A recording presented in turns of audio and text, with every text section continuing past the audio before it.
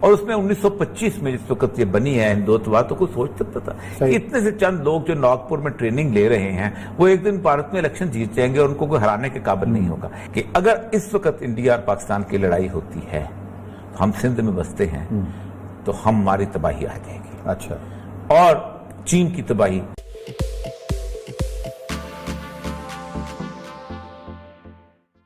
تو اس نے کہا کہ ہم نے کنٹینمنٹ آف چائنا کرنی ہے، اور یہ پالیسی جو ہے 2012 آنورڈ سے چلی آ رہی ہے، اور ہم بہت دفعہ ڈسکس کر چکے ہیں۔ لیکن نومبر کے اندر ایک پینٹاگون سٹریٹجی آئی ہماری، کیا انہوں نے کرنا کیا ہے، اور آپ دیکھیں کہ اس پورے ریجن کے اندر 3,70,000 امریکی افواج جو ہیں وہ وہاں پر موجود ہیں، اور امریکہ نے کہا کہ یہ افواج کم ہیں، ہم چاہیں گے کہ ہمارے پارٹنر جن میں انڈیا ہے، جن میں بنگلہ دیش ہے،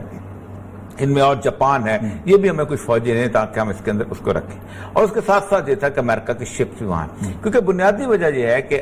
چائنا اپنے سمندر سے جو چیزیں نکالتا ہے وہ جب نیچے سمندر میں آتی ہیں تو ایک انڈونیشیا اور ملائیشیا کے درمیان ایک چھوٹی سی ایک جگہ بنتی ہے جہاں سے جہاز گزرتے ہیں، یہ کوئی 15-16 کلومیٹر کی جگہ ہے، اس کو کہتے ہیں بلاکا کوریڈور۔ اس بلاکا کوریڈور سے وہ گزر کے وہ نیچے جاتے ہیں، اور اگر وہاں پر ایک بھی جہاز کھڑا کر دیا جائے تو اس کی حالت وہی ہوگی کہ جیسے ایران کی اسٹریٹ آف ہرمز کی ہے، کہ اس اسٹریٹ آف ہرمز پہ اگر ایک جہاز کھڑا ہو جائے تو پھر you a E who, Qatar who, Yemen who, blockage ہو جاتی ہے پھر۔ اور گوادر کی خوبی یہ ہے کہ گوادر اس بلاکیج سے باہر ہے، گوادر کھلے سی میں۔ گوادر کی دوسری بڑی خوبی یہ ہے کہ گوادر دنیا کی واحد نیچرل پورٹ ہے، باقی سب جگہ آپ کو مٹی ریت نکالنی پڑتی ہے اور کچھ عرصے بعد پھر نکالنی پڑتی ہے، کہ یہاں یہ ہے کہ بڑے سے بڑا جہاز جو ہے وہ یہاں آ کر رک سکتا ہے۔ اللہ نے خاص طور پہ ایسا لگتا ہے کہ فرشتوں کی ڈیوٹی لگائی تھی کہ اس جگہ سے ریت ویت کھودو اور ایک بہت بڑی ایسی جگہ بنا دو۔ قدرتی پورٹ ہے، ڈیپ سی پورٹ، قدرتی ڈیپ سی پورٹ۔ پورٹ تو ساری بہت ساری جگہ ڈیپ سی، وہاں پہ کھدائی کی ضرورت نہیں، جہاز قریب آ کے جہاز یعنی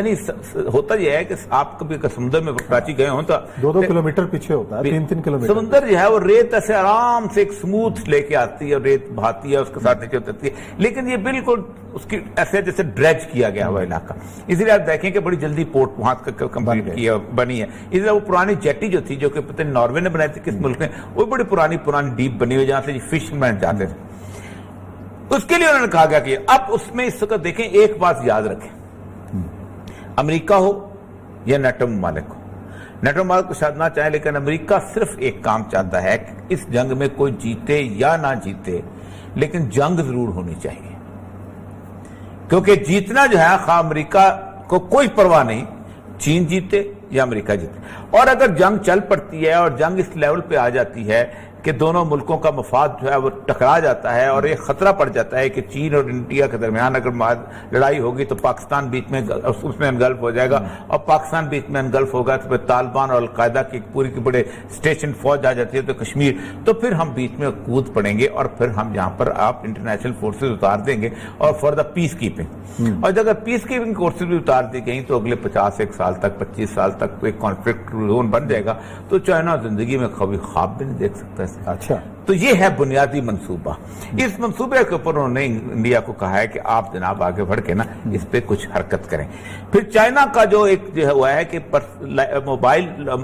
جو لائف سٹائل ہے وہ بہت بدلا ہے، ان کا سٹینڈرڈ آف لیونگ بہت ریز ہوا ہے۔ چائنا میں اس طرح کی پاورٹی نہیں جیسی انڈیا کی پاورٹی ہے۔ پھر انڈیا کے اندر سب سے بڑی بات یہ ہے کہ جس جگہ پہ انڈیا لڑنا چاہتا ہے چائنا کے ساتھ، 2 جگہیں ہیں، ایک ہے اس کی آسام کی جسے چکن نیک کہتے ہیں، اور دوسرا ہے اس کا لداخ کی۔ چکن نیک کو کہتے ہیں سلگری کوریڈور، وہ ہے بیسیکلی نیپال، بنگلہ دیش، بھوٹان، اور اس کے بعد اس کے علاقے کے درمیان ایک باریک سی پٹی بنتی ہے، آپ اوپر جائیں نا تو وہ پٹی کو 24 کلومیٹر کی پٹی ہے، اور اس 24 کلومیٹر کی پٹی کو اگر بند کر دیا جائے تو انڈیا کی 7 ریاستیں ایسی ہیں جو انڈیا سے کٹ جائیں۔ لیکن یہ جو سارے جو اعداد و شمار ہیں ارد گرد کے بھارت کے جو تمام ملک ہیں بھارت کے خلاف، اچھا اب ہوا یہ ہے کہ جب انڈیا نے پنگے لینے شروع کیے، ہوا یہ ہے کہ انڈیا صرف وہاں پر جا کے تو وہاں اپنی کاروائی آگے کرنا، کیونکہ ظاہر بات ہے انڈیا سڑک بنائی اس نے نیپال میں جا کے جس میں رولا مچا۔ نیپال کے تو وہ والا تھا نا، وہ کیا نام ہے بڑی فیمس جو ہے کالا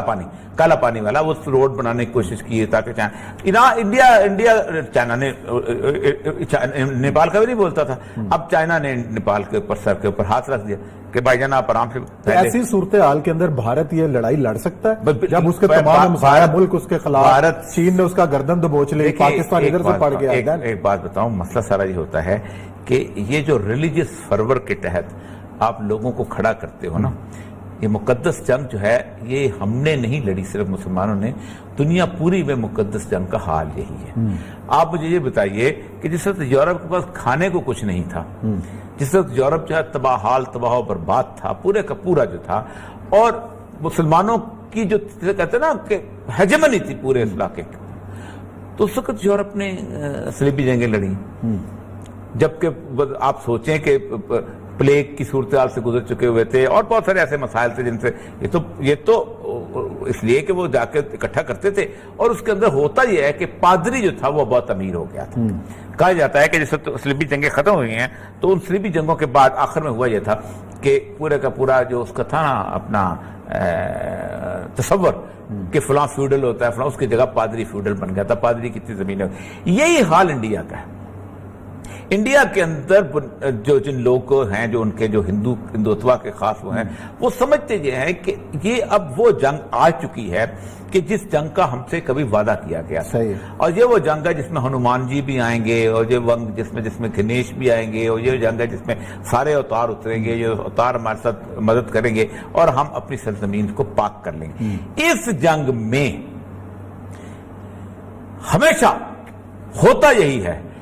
कि एक आदमी जो है जिसे कहते हैं कि अंधी कुएं में छलांग लगाने वाली बात। अब वो मोदी को बेसिकली तैयार किस लिए किया गया था? मोदी को इसी काम के लिए तैयार किया गया था। और उस तैयारी के पीछे आप देखें, ठीक है, एक तो इन्होंने तैयार किया ना,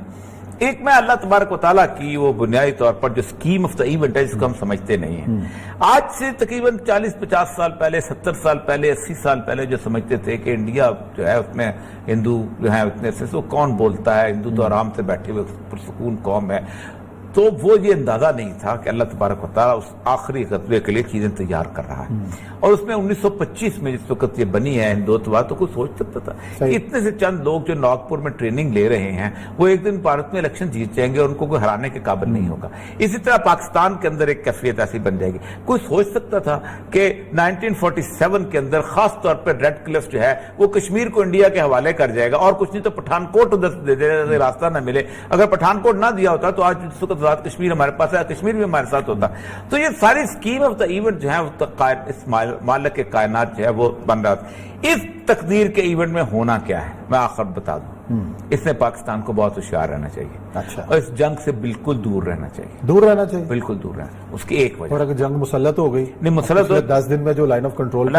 बस उसकी एक वजह यह है कि मैं ये समझता हूं जो रसूल सल्लल्लाहु अलैहि वसल्लम की हदीस है कि खराब सिंध मिनल हिंद वो खराब अल हिंद मिनल सिंध, कि अगर इस वक्त इंडिया और पाकिस्तान की लड़ाई होती है तो हम सिंध में बसते हैं तो हमारी तबाही आ जाएगी। अच्छा। और चीन की तबाही, तो फिर हम बच कैसे सकते? नहीं बच, इसमें बताओ ना, ये वार्निंग्स है ना रसूल की बेसिकली। आपने कहा बहरहाल पूरी देखें ना, ये वार्निंग्स है ना। तो अगर वो करेगा तो आप किसने, क्योंकि उस वक्त का इंतजार करें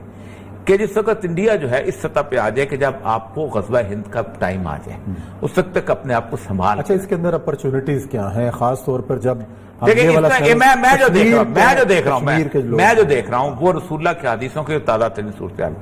कि इस अगर ये बड़ी जंग हो जाती है और पाकिस्तान इस जंग से किसी न किसी तब पहलू तक बचा लेता है, जो थोड़ा बहुत इन्वॉल्व हो जाता है, तो इंडिया जो है ये it will be no more a single country in 2020। ये मेरा लिख लें, आज का दिन है 17 जून, ये टाइम है 8:20 के 2021 के अंदर मुझे इंडिया जो है एक ऐसा पक्का इकट्ठा मुल्क रहता हुआ नजर नहीं आता। ये तकसीम हो जाएगा, क्योंकि रसूल अकरम ने कहा है कि जब तुम हिंद के बादशाहों, ममलूक का लफ्ज है, यानी कई सारे मुल्क होंगे जो इकट्ठे होंगे जिनको तुम लेके आओगे, और ये बाउंड्रीज जो हैं अब फ्लूइड हो जाएंगी। क्योंकि अब जब चाइना की लड़ाई शुरू होनी है तो इसके अंदर दुनिया में कूदना तो है, तो अब ये बाउंड्रीज जो है 2021 के अंदर